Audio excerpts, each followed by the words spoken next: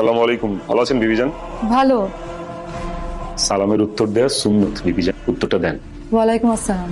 3 দিনের কথা বলে কতদিন থেকে আস? আমি তো ভাবছিলাম তোমার সঙ্গে খুব ঝগড়া করবো আসার পর, কিন্তু আমাকে দেখে তো আমি ঝগড়ার কথা ভুলেই গেছি। সব আল্লাহর ইচ্ছা। কি হয়েছে তোমার? নিশ্চয়ই কোনো কারণ আছে। কারণটা বলো। মুসলমান হিসেবে 5 ওয়াক্ত নামাজ আদায় করা ফরজ। জানি তো।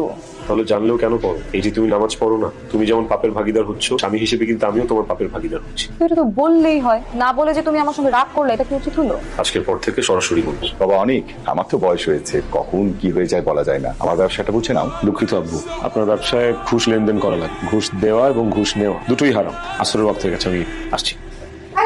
আস্তাগফিরুল্লাহ। কোথায় যাওয়া হচ্ছে? তোমাকে তো বললাম যে চৈতি পার্টি থ্রো করেছে। তুমি কি এই পোশাকে পার্টিতে যাবে? তোমার ব্লাউজের পিঠটা কিন্তু অনেক বড়। তো আমি তো এতদিন এই ধরনের পোশাকেই পার্টিতে গিয়েছি, তাই না? ইসলাম ধর্মে কিন্তু এমন খোলামেলা পোশাক পরাতে নিষেধ আছে। ও মাই গড।